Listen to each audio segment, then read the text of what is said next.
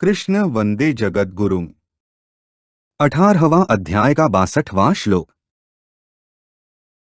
तमेव शरणं गच्छ सर्वभावेन भारत, तत्प्रसादात् परा शांति स्थानं प्राप्स्यसि शाश्वतम्। ऊपर कहे गए श्लोकों का अर्थ है, हे भरतवंशोद्भव अर्जुन, तू सर्वभाव से उस ईश्वर की ही शरण में चला जा। उसकी कृपा से तू परम शांति यानी कि संसार से सर्वथा उपरती को और अविनाशी परमपद को प्राप्त हो जाएगा। मनुष्य में प्रायः यह एक कमजोरी रहती है कि जब उसके सामने संत महापुरुष विद्यमान रहते हैं तब उसका उन पर श्रद्धा विश्वास एवं महत्व बुद्धि नहीं होती, परंतु जब वे चले जाते हैं तब पीछे वह रोता है, पश्चाताप करता है। ऐसे ही भगवान अर्जुन के रथ के घोड़े हाँकते हैं और उनकी आज्ञा का पालन करते हैं। वे ही भगवान जब अर्जुन से कहते हैं कि शरणागत भक्त मेरी कृपा से शाश्वत पद को प्राप्त हो जाता है और तू भी मेरे में चित्त वाला होकर मेरी कृपा से संपूर्ण विघ्नों को तर जाएगा, तब अर्जुन कुछ बोले ही नहीं। इससे यह संभावना भी हो सकती है कि भगवान के वचनों पर अर्जुन को पूरा विश्वास न हुआ हो। इसी दृष्टि से भगवान को यहाँ अर्जुन के लिए अंतर्यामी ईश्वर की शरण में जाने की बात कहनी पड़ी। तमेव शरणं गच्छ का अर्थ है, भगवान कहते हैं कि जो सर्वव्यापक ईश्वर सबके हृदय में विराजमान है और सबका संचालक है, तो उसी की शरण में चला जा। तात्पर्य है कि सांसारिक उत्पत्ति विनाशशील पदार्थ, वस्तु, व्यक्ति, घटना, परिस्थिति आदि किसी का किंचन मात्र भी आश्रय न लेकर केवल अविनाशी परमात्मा का ही आश्रय ले ले। पूर्व श्लोक में यह कहा गया कि मनुष्य जब तक शरीर रूपी यंत्र के साथ मैं मेरापन का संबंध रखता है तब तक ईश्वर अपनी माया से उसको घुमाता रहता है। अब यहाँ एक पद से उसका निषेध करते हुए भगवान अर्जुन से कहते हैं कि शरीर रूपी यंत्र के साथ किंचन मात्र भी मैं मेरापन का संबंध न रखकर तू केवल उस ईश्वर की शरण में चला जा। सर्वभावेन का अर्थ है, सर्वभाव से शरण में जाने का तात्पर्य यह हुआ कि मन से उसी परमात्मा का चिंतन हो, शारीरिक क्रियाओं से उसी का पूजन हो, उसी का प्रेम पूर्वक भजन हो और उसके प्रत्येक विधान में परम प्रसन्नता हो। वह विधान चाहे शरीर, इंद्रिया, मन आदि के अनुकूल हो चाहे प्रतिकूल हो, उसे भगवान का ही किया हुआ मानकर खूब प्रसन्न हो जाए कि अहो भगवान की मेरे पर कितनी कृपा है कि मेरे से बिना पूछे ही, मेरे मन बुद्धि आदि के विपरीत जानते हुए भी केवल मेरे हित की भावना से मेरा परम कल्याण करने के लिए उन्होंने ऐसा विधान किया है। तत्प्रसादात् परा शांति स्थानं प्राप्स्यसि शाश्वतम् का अर्थ है, भगवान ने पहले यह कह दिया था कि मेरी कृपा से शाश्वत पद की प्राप्ति हो जाती है और मेरी कृपा से तू संपूर्ण विघ्नों से तर जाएगा।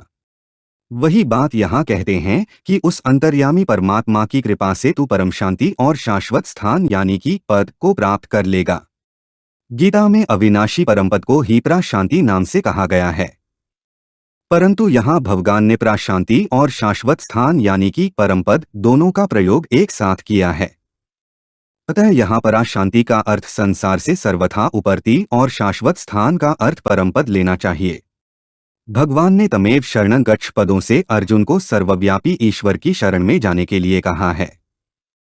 इससे यह शंका हो सकती है कि क्या भगवान श्री कृष्ण ईश्वर नहीं है, क्योंकि अगर भगवान श्री कृष्ण ईश्वर होते तो अर्जुन को उसी की शरण में जा ऐसा परोक्ष रीति से नहीं कहते। इसका समाधान यह है कि भगवान ने सर्वव्यापक ईश्वर की शरणागति को तो गुह्यात् गुह्यतरम अर्थात गुह्य से गुह्यतर कहा है, पर अपनी शरणागति को सर्वगुह्यतमम अर्थात सबसे गुह्यतम कहा है। इससे सर्वव्यापक ईश्वर की अपेक्षा भगवान श्री कृष्ण बड़े ही सिद्ध हुए। भगवान ने पहले कहा है कि मैं अजन्मा, अविनाशी और संपूर्ण प्राणियों का ईश्वर होते हुए भी अपनी प्रकृति को अधीन करके अपनी योगमाया से प्रकट होता हूँ। मैं संपूर्ण यज्ञों और तपों का भोक्ता हूँ, संपूर्ण लोकों का महान ईश्वर हूँ और संपूर्ण प्राणियों का सुहृद हूँ। ऐसा मुझे मानने से शांति की प्राप्ति होती है, परंतु जो मुझे संपूर्ण यज्ञों का भोक्ता और सबका मालिक नहीं मानते उनका पतन होता है। इस प्रकार अन्वय व्यतिरेक से भी भगवान श्री कृष्ण का ईश्वरत्व सिद्धि हो जाता है। इस अध्याय में ईश्वरः सर्वभूतानां हृदयेषर्जुन तिष्ठति पदों से अंतर्यामी ईश्वर को सब प्राणियों के हृदय में स्थित बताया है और 15वें अध्याय में सर्वस्य चाह हृदय सन्निविष्टः पदों से अपने को सबके हृदय में स्थित बताया है। इसका तात्पर्य यह हुआ कि अंतर्यामी परमात्मा और भगवान श्री कृष्ण दो नहीं हैं, एक ही हैं।